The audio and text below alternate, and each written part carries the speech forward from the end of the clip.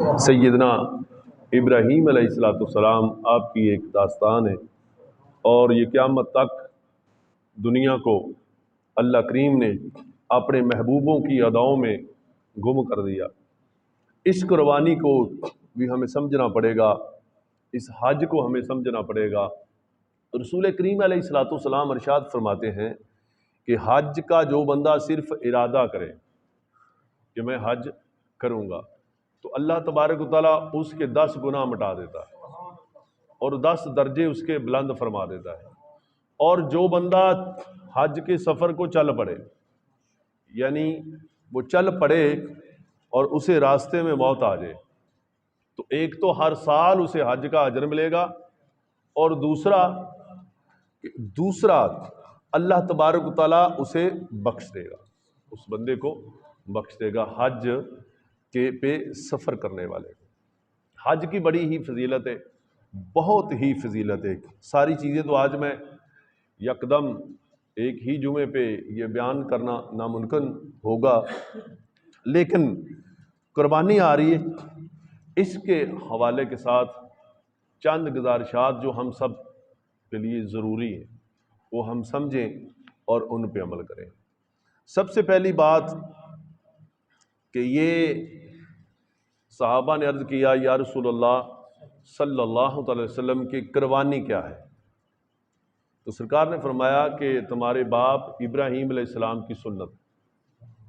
یا رسول اللہ اس پہ ہمیں کچھ ملے گا؟ یعنی ہم جانور ذبح کریں، بکرا کریں، چھترا کریں یا جو بھی کریں تو ہمیں کچھ ملے گا؟ تو سرکار دو عالم صلی اللہ علیہ وسلم نے فرمایا کہ جو قربانی اللہ کے لیے کرے، اس کے بعد ہوتا ہے کہ دکھلاوا بازی، اس سے خاص کر کے بچنا ہے۔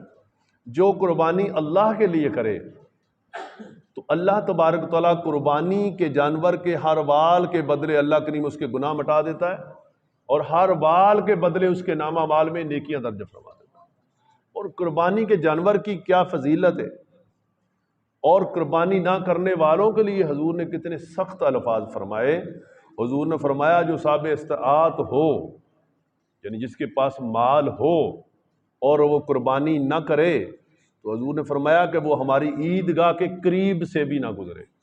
یعنی کہ بندے کہتے ہیں کہ ٹھیک ہے یار میں نے کر لی تو تب بھی ٹھیک ہے، نہ کی تو تب بھی ٹھیک ہے۔ نہیں، یہ تب اور تب کی بات نہیں ہے، یہ حکم ہے۔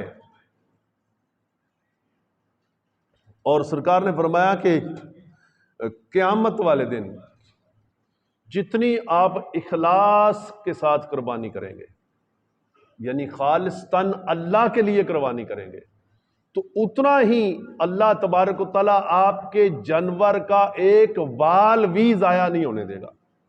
بروز قیامت آپ کے جانور کو زندہ کیا جائے گا، اس کے جسم کا ہر اعضاء زندہ کیا جائے گا، حتیٰ کہ اس قربانی کے وقت جو اس کے پیٹ میں گوبر تھی وہ بھی ثابت کی جائے گی اور تمہارے نیکیوں والے پلڑے میں رکھ دیا جائے گا۔ تو اس لیے قربانی کریں اور اللہ کے عشق میں کریں، اللہ کی محبت میں کریں کہ آپ کا رب آپ سے یہ تقاضا کر رہا ہے قربانی کرو۔ تو قربانی کا جانور جتنا آپ تقوی کے ساتھ کریں گے تو ہر قربانی کرنے والا اس جانور پہ سواری کر کے پل صراط کراس کر دے گا۔ تمہاری سواریاں جنت میں جانے کے لیے یہ سواریاں ہوں گی، اور وہ خوش قسمت لوگ ہوں گے جنہوں نے زندگی میں سینکڑوں قربانیاں کی ہوں گی، اور جب اینڈ پہ پل صراط پہ جائیں گے تو بڑا مشکل منظر ہوگا۔ تو اللہ کریم وہ نور کی یہ سواریاں، یہ جنتی سواریاں، یہ جانور، یہ آپ کے سامنے کر دیے کہ تم جس پہ چاہو گے سواری کرو گے اور جنت میں چلے جاؤ۔ اس لیے اور یہ حضور نے فرمایا کہ قربانی تمہارے باپ ابراہیم علیہ السلام کی سنت ہے، یعنی ان کی ادا ہے۔ آگے بات ابراہیم علیہ السلام کی، سیدنا ابراہیم علیہ السلام کی حج کو چلا، اس کے ہر قدم کے بدلے اسے اجر ملے گا، اور حج پہ جانے والے کے لیے اگر وہ اونٹ پہ سواری کر کے جائے تو فرشتے اس کا استقبال کرتے ہیں، حاجی کا فرشتے استقبال کرتے ہیں، اور اونٹ پہ بیٹھنے والے کو سلام کرتے ہیں، اور جو اونٹ سے نیچے سواری پہ بیٹھ کے جائے اس کے ساتھ فرشتے مصافحہ کرتے ہیں۔ اب اندازہ کریں کہ وہ حاجی کس مقام پہ چلا جاتا ہے کہ جس کا استقبال فرشتے کر رہے ہیں اور اس کے ساتھ مصافحہ کر رہے ہیں۔ اور پھر اللہ کریم، اللہ کا وعدہ ہے، اللہ کے حبیب فرماتے ہیں جو حج کے لیے جائے یا عمرے کے لیے جائے، میرا وعدہ ہے میں اسے اس طرح کر دیتا ہوں جیسے ابھی ماں کے شکم سے پیدا ہو، لیکن نیت اس کی اللہ کے لیے ہو، لوگوں کے لیے نہ ہو کہ میں حج پہ جاؤں تو لوگ مجھے یہ کہیں، میں عمرے پہ جاؤں تو لوگ مجھے کہیں، لوگ نہیں، اللہ آپ کا کیا کہتا ہے۔ تمہارا مقصد اللہ کو پانا ہو، اللہ کی قربت میں جانا ہو، اپنے رب کے دیدار کا متلاشی ہو جائے حاجی، اور بروز قیامت اپنے رب کی رضا کا طلبگار ہو جائے۔ تو یہ حاجی کا مقصد ہونا چاہیے۔ حاجی پروٹوکول تلاش کرے، حاجی یہ کرے وہ کرے، نہیں، حاجی ایک فقیر بن جائے کہ اس کا اللہ کے سوا کوئی آسرا نہیں ہے، اور اللہ ہی کا مہمان وہ بن جائے۔ تو جب وہ اللہ ہی کا مہمان بن جائے گا تو اس کا اجر بھی اللہ ہی کے ذمہ ہو جائے گا۔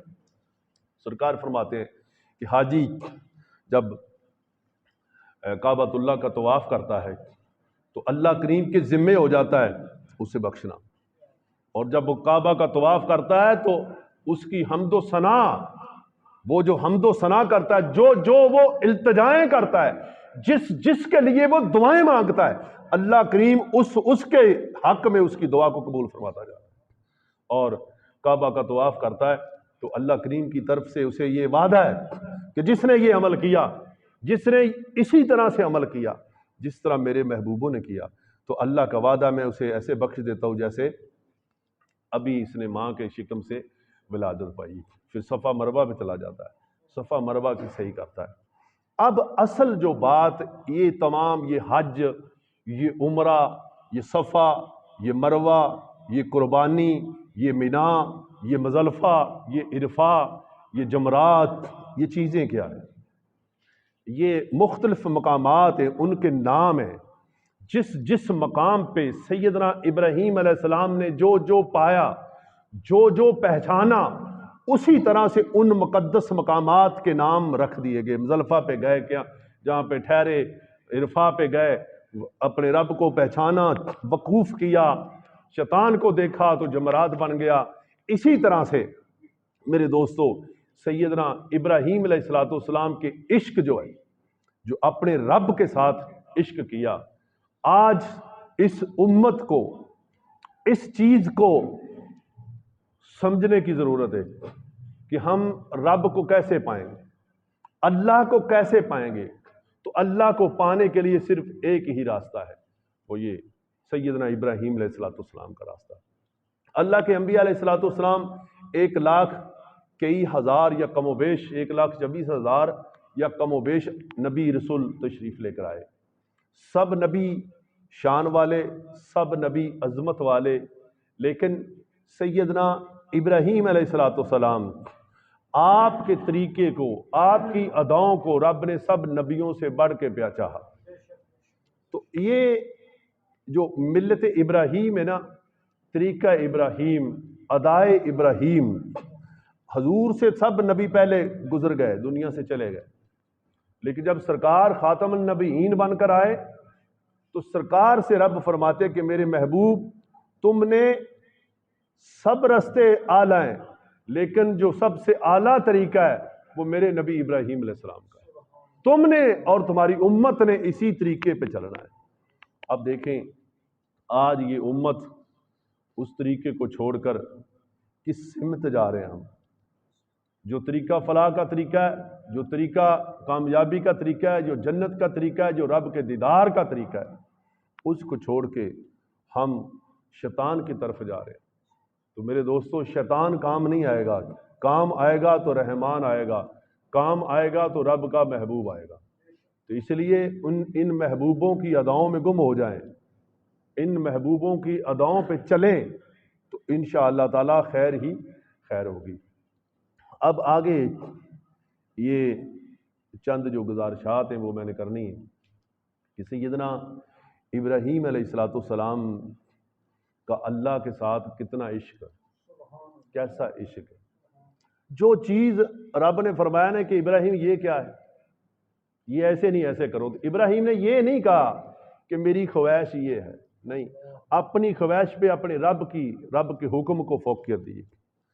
80 سال کی غالباً عمر ہو گئی، تو رب نے پوچھا ابراہیم تم مجھ سے پیار کرتے ہو؟ تو عرض کیا کہ ہاں۔ فرمایا کہ اگر تم مجھ سے پیار کرتے ہو تو پھر ختنہ کراؤ۔ بچے کی سنت کرتے ہیں نا، تو فرمایا کہ یہ ختنہ کرو۔ 80 سال یا 86 سال کی عمر ہے کہ اگر تم مجھ سے پیار کرتے ہو تو پھر سنت کرو۔ ابراہیم علیہ السلام نے یہ نہیں کہا کہ میں اب اتنا بڑا ہوں، میں یہ ہوں، میں وہ نہ۔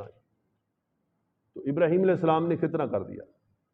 جب اپنے جسم کا حصے کا ماس کاٹا تو تکلیف ہوئی، تو آپ کی زبان سے نا ایسے جیسے بندہ کہتا نا اوف، ابراہیم علیہ السلام کی آہ نکلی۔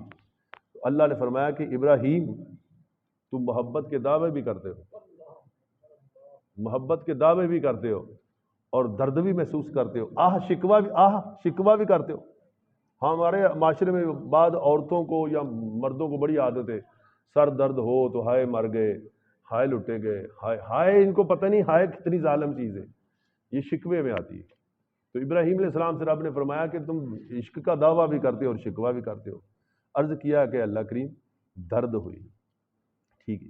تو مزہ یہ کہ آپ کا درد کتنا بھی ہو، تو جب آپ کے رب کی محبت آئے تو آپ کے رب کی محبت غالب آ جائے۔